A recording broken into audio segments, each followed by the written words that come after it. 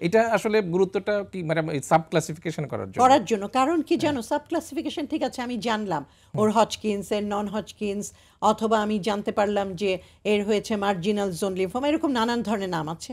তো জেনে আমার কি কি উপকার হবে? উপকারটা হচ্ছে এখন ট্রিটমেন্ট ডিফারেন্ট হয়ে গেছে, একেবারে ডিফারেন্ট। যেমন বি সেল আর টি সেল যদি আমি না জানি তাহলে তো আমি ইমিউনোথেরাপি দিতেই পারবো না। সেই জন্য এই সাব ক্লাসিফিকেশনটা খুবই জরুরি।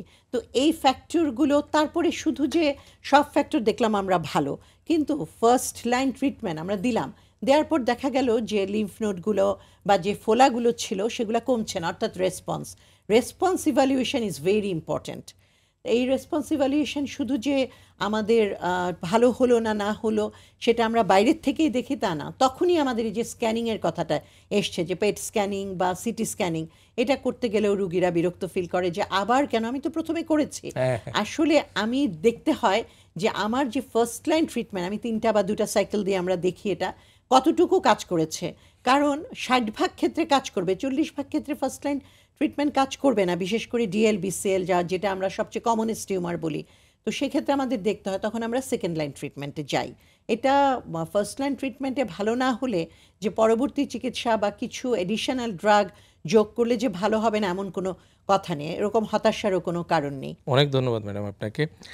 ডক্টর কামরুল স্যারের কাছে যাচ্ছে। কামরুল স্যার ঢাকা মেডিকেল কলেজের বিভাগীয় প্রধান, এবং মূলত আপনার রোগীরা কিন্তু সমাজের দরিদ্র শ্রেণীর রোগী বেশি, তাদেরই একটা ভরসার জায়গা হচ্ছে ঢাকা মেডিকেল কলেজ হাসপাতাল বা সরকারি হাসপাতালগুলো।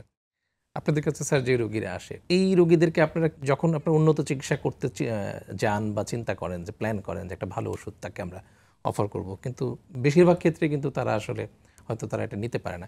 এই চিত্রটা একটু আপনার কাছ থেকে জানতে চাই স্যার, যে কী পরিমাণ রোগীরা এই যে নতুন নতুন যে ওষুধগুলো আসছে, মনোক্লোনাল অ্যান্টিবডিগুলো আছে, তারা কী পরিমাণ রোগীরা এগুলো নিতে পারে? এখন লিম্ফোমার চিকিৎসা যত আধুনিক হচ্ছে, খরচ কিন্তু তত বেড়ে যাচ্ছে। রাইট। কারণ নতুন নতুন ওষুধ আসছে এবং ওষুধগুলো প্রাইসও কিন্তু সেভাবে বেড়ে যাচ্ছে প্রত্যেকটা। তো আমাদের যে আগে একটা সময় যেভাবে আমাদের সিনিয়র টিচাররা আমরা যেভাবে চিকিৎসা দিতেন, তাদের সময় যেটা অ্যাভেলেবেল ছিল, এখন কিন্তু নতুন অনেক ভালো ভালো ওষুধ এসেছে। এবং সমস্যা হলো যে অনেক রুগী, বিশেষ করে বেশিরভাগ রুগী কিন্তু এগুলো অ্যাফোর্ড করতে পারে না, তারা ওষুধগুলো কিনতে পারে না। সেই ক্ষেত্রে এটা একটা খুবই বাস্তব একটা চিত্র।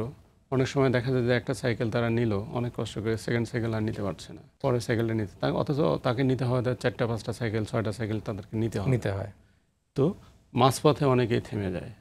আবার দেখা যায় অনেকেই এটা কন্টিনিউ করে। অনেকেই দেখা যায় যে তাদের হয়তো জিজ্ঞেস করে দেখা যায় যে স্যার আমাকে কয়েকটা দিন ছুটি দেন, আমি একটু বাড়ি যাই, আমি একটু টাকা পয়সা সংস্থান করতে হবে। তো জিজ্ঞেস করি যে কীভাবে সংস্থান করেন, আমাকে কিছু জমি বিক্রি করতে হবে। তো রুগীরা যখন এই সমস্ত কথা বলে তখন আসলে খুবই খারাপ লাগে। কিন্তু সেই ক্ষেত্রে আসলে আপনারা মানে কী ধরনের চিকিৎসা দেন? অল্টারনেটিভ চিকিৎসা যদি বলেন, সেক্ষেত্রে আসলে আমরা এটা বলতে চাই চিকিৎসা দিতে হয় বলে দেওয়া, কিন্তু আসলে যদি আমরা লিম্ফোমার চিকিৎসা যদি কিওর করার উদ্দেশ্যে, যদি নিরাময়ের উদ্দেশ্যে যদি দিতে চাই, সেক্ষেত্রে আসলে তাকে ওই সুনির্দিষ্ট ওই ওষুধগুলো, ওই ড্রাগগুলো তাকে নিতেই হবে। অনেক ধন্যবাদ আপনাকে স্যার। আপনার কাছে সর্বশেষ আমরা একটু জানতে চাই, আমাদের অনুষ্ঠান প্রায় শেষের দিকে, লিম্ফোমা কি প্রতিরোধ করা যায় কিনা? হ্যাঁ, অবশ্যই প্রতিরোধ করা যায়।